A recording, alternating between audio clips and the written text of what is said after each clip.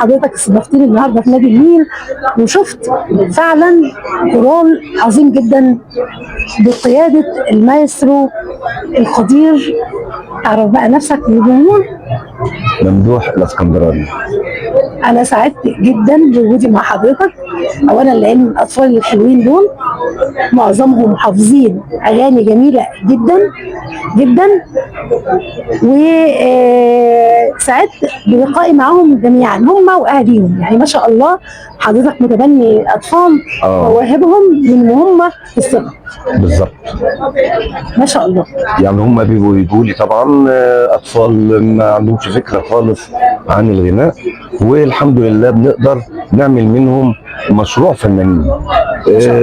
بيتدربوا وبندربهم طبعا على الاغاني المهمه، مش الاغاني بقى يعني ايه الهابطه. احنا بنغني اغاني ام كلثوم وعبد الحليم واغاني وطنيه واغاني دينيه جميله جدا جدا جدا، وننمي فيهم الموهبه الجميله اللي هيطلعوا يكبروا عليها ويبقوا فنانين كبار لهم قيمه وقامه.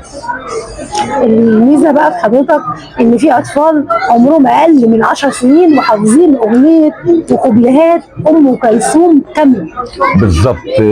يعني احنا بنقعد مثلا نتدرب الاول في البروفه على الاغنيه، وبعدين يقعدوا يسمعوها من السيده طبعا ام كلثوم.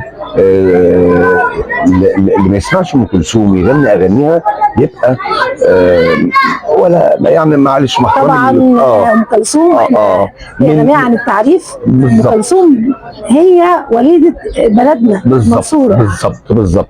فاحنا طبعا بنتمنى ان تبقى كل البنات كلها ام كلثوم، ويطلعوا بتاعها الجميل، ويطلعوا عارفين هم بيغنوا لمين ويقولوا ايه، ويحسوا الجمل اللي بيغنوها ان شاء الله باذن الله بفضل حضرتك. طبعا ربنا يخليك ليهم والقرار العظيم بجد. يعني انا مبسوطه جدا يا بنات ان انا اتعرفت عليكم وتعرفت على المايسترو القدير. طبعا شرفني حضوري معاك وبشكرك جدا على اللقاء الجميل ده. طبعا معايا احمد ايهاب من اللي بيغنوا اساسيين معايا ومن العازفين الجمال.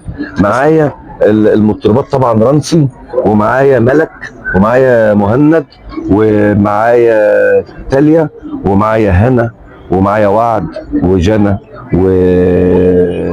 وبنات كتيره. بس في مجموعه ما جاتش النهارده عشان في امتحانات.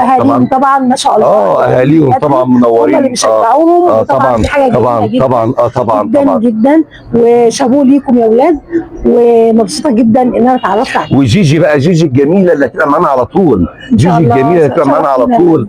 اللي غنت الف ليله وليله وفاجئتني بصراحه جميله جدا. بتلقط المقام، ما بتطلعش بره المقام.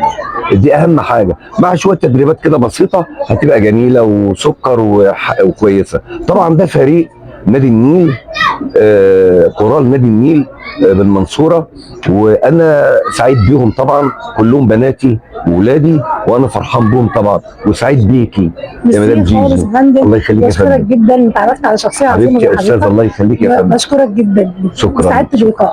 واحنا بنجهز طبعا لرأس السنه الهجريه، حفلتنا الجمعه الجايه ان شاء الله. ان شاء الله هنيجي نغطيها، وشرف ليا كبير جدا. ميرسي خالص لحضرتك. شكرا يا فندم. شكرا. Sol, nace sol.